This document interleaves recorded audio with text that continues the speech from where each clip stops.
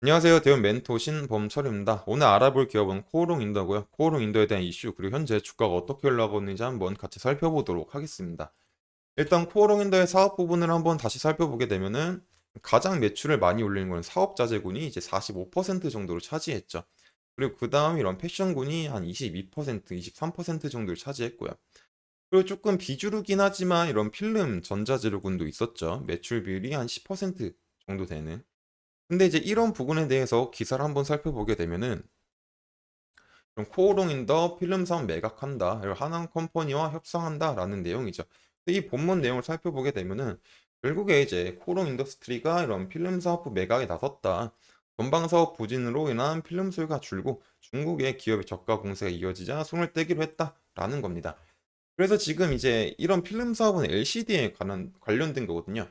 근데 이제 코오롱 인더 주력 상품이 사업 자재군이고 디스플레이보다는 화학 쪽에 관련된 회사이기 때문에 어떤 디스플레이적인 얘기를 깊게 들어가지 않고 살짝만 하자면 결국 LCD의 패널 가격이 어떻게 되냐면 21년도 후반기까지는 상승을 했다가 22년도에는 조금 많이 하락을 하게 되고 23년도 1분기부터 3분기까지 살짝 상승하게 됩니다.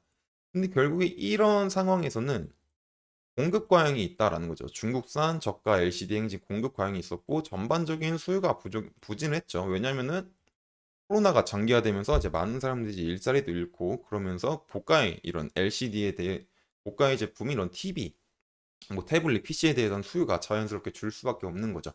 하지만 23년도에 조금 증가했던 건 이제 이런 공급 과잉으로 인해서 수요가 줄기도 공급 과잉과 수요가 조금 줄어서 가동률 조금 낮추깁니다. 그런데 어느 정도 패널 가격의 수요의 회복이 조금 보였죠. 하지만 이제 그렇기 때문에 공장 가동을 조금 올렸지만 결국에 이제 공장 가동률을 늘려서 공급을 늘린 만큼 수요가 있어야 되는데 아직까지도 여전히 수요가 그렇게 크지가 않다라는 점입니다. 그렇기 때문에 전방 산업인 디스플레이가 23년도에도 조금 많이 부진했었고요. 그리고 부진한 데 입어서 이렇게 저가 공세도 나오니까는 코롱 인더스트리에서 이런 필름 사업 부분을 조금 악화가 많이 됐었던 부분이 있었죠. 그래서 이런 내용들을 살펴보게 되면은 결국 이제 이런 코오롱 인더스트리가 국내 주요 사모펀드와 필름 사업부 매각 협상한 것을 확인됐다. 그리고 코오롱 인더스트리는 매각 대금으로 3천억, 4천억을 희망한 것으로 전해졌다라는 거죠. 그래서 이런 코어로 인더스트리 이런 필름 전자재료 사업부는 이제 광학 및 사업용 일반 포장용 PET 필름과 이런 나일론 필름, 이런 강강성 필름 등을 생산하고 있다. 지난해 3분기까지 누적 매출은 이제 3,441억 원을 기록했다. 하지만 22년도에는 711억 원의 영업 적자를 냈고 지난해 3분기까지 또 619억의 누적 손실을 기록했다라는 거죠.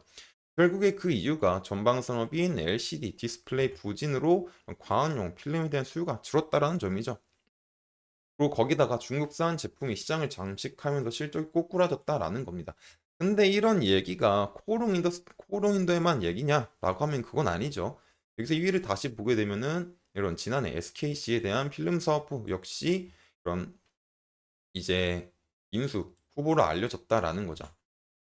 그렇기 때문에 이제 이런 필름 사업부에서는 코오롱 인더 말고 SKC 말고도 또 하나가 있는데 LG화학이 있죠. LG화학은 이제 평강판과 이제 평강판을 생산하는 이제 소재 기업이 있었는데 이걸 이제 중국 기업에 양도를 했었죠. 이게 중국 산진에 있는 이제 옵토 일렉트로닉스라고.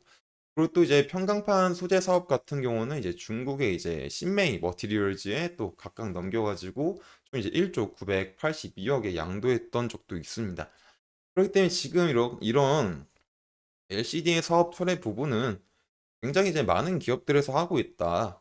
그리고 특히 이제 국내 디스플레이 업체라고 하게 된다면은 이제 삼성 디스플레이, LG 디스플레이도 있죠. 삼성 디스플레이는 이미 이제 이런 LCD 사업에서 전면 철수를 했고, LG 디스플레이는 어떻게 보면 LCD 사업이 가장 주력이었었지만 그 부분을 나아가서 이제 OLED로 나가기 위해서 LCD 부분도 점점 철수하고 있는 중이고요. 결국에 LG의 디스플레이도 이렇게 LCD 부분을 철수하는 건 코로 인더스트리랑 똑같아요.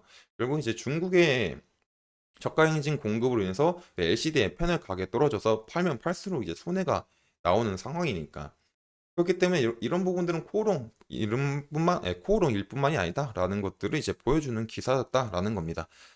그래서 일단은 이제 그리고 이제 그 전에 이제 이거를 매각했을 때 앞으로 나아갈 방향들은 굉장히 명백하죠. 그리고 그런 부분들에 대해서는 이제 탄소 도매 아라미드 이런 부분들은 제가 전에 영상에서도 설명해 드렸었고요. 그리고 이런 부분들은 이제 제가 다시 한번 얘기를 할 기회가 있을 수도 있을 것 같습니다. 그래서 이제 주가를 다시 한번 살펴보자면 코오롱인더의 주가는 이제 현재 주봉상으로 먼저 살펴보게 보자면 매물대로 보면 이렇게 볼 수가 있죠. 이제 때문에 이렇게 상승을 하다가 이제 하락을 해주면서 바닥 부분이라고 볼 수 있는 부분이 이런 39,000원 부분에서 지속적으로 반등이 나와줬었어요. 그래서 반등이 나와줬고 그렇게 크게 한번 상승했었죠. 그러다가 다시 쭉 하락을 하면서 다시 이렇게 반등을 하고 있는 중이죠. 이 상황에서 이평선들의 상태를 한번 보게 되면은 아직까지는 추세선이라고 볼 수 있는 60평선을 이렇게 하방으로 돌아가고 있는 상황이 아니기 때문에 어떤 이제 상승이다, 하락이다라고 말할 수는 없는 상황이죠. 그렇기 때문에 어떤 시나리오적으로 한번 생각해 보자면 그럼 여기서 지속적으로는 39,000원 부근에서 반등이 없기 때문에 어떤 반등이 또 한번 기대해 볼 수 있는 상황도 만들어지지 않을까라고 볼 수도 있을 것 같습니다. 그리고 그 과정에서 이평선들이 아직 이제 또 모여 있는 상황이니까 어떤 혼조세를 생각할 수 있는 상황이고요. 그렇기 때문에 지금 당장 중요한 건 주봉에서는 39,000원 부근들에서 반등이 나오는지를 한번 살펴보는 게 좋겠죠. 하지만 일단 주봉 같은 경우는 굉장히 조금 덜 민감하기 때문에 일봉으로 한번 살펴보자면 일봉에서도 주요 지지 부근이라고 볼 수 있는 분야는 결국 이제 비슷하겠죠. 이런 39,000원, 4만 원 부근. 그 저항 부근 중간 정도 매물대로는 이제 뭐 한 4만 1,000원, 4만 1,000원 부근이 있겠네요. 4만 1,500원 부근들. 그렇기 때문에 지금은 이제 일봉에서는 이제 팬들이 이제 이평선 아래에 위치해 있고 5평선, 10평선, 20평선이 이제 하방으로 향할 수도 있는 상황이기 때문에 이렇게 41,500원 부근과 이런 4만 원 부근들을 잘 지켜주는지 한번 살펴봐야 되지 않을까 생각합니다. 그리고 이제 그동안 이런 부분들에서 반등이 왔었기 때문에 다시 한번 반등이 올 수도 있는 기대감도 한번 우리가 생각해 볼 수 있겠죠. 그렇기 때문에 포럼 인더스트리 같은 경우는 계속 지속적으로 주가가 어떻게 올라가고 있는지 한번 살펴봐야 된다라는 점이죠. 포럼 인더에 대해서는 이제 앞으로 신사업 부분에서 이런 것들은 장기적으로 조금 봐야 될 사업이다. 그렇기 때문에 장기적으로 조금 잘 될 가능성이 있는 사업이다 보니까 장기적인 관점에서는 굉장히 조금 주가가 상승할 수 있는 요인이 있지 않을까라고 볼 수 있을 것 같아요. 하지만 지금 당장은 이제 저점 부근을 잘 지켜주는지 확인해 봐야 되겠죠. 그렇기 때문에 코어 인더스트리가 앞으로 어떤 방향성을 보여줄지 그리고 또 어떤 이슈가 나올지 우리 한번 지켜봐야 될 것 같습니다. 그렇기 때문에 코어 인더스트리에 대해서 관심 있으신 분들은 제 영상을 시청해 주시면 감사하겠습니다. 이상 대형 멘토 신범철이었습니다.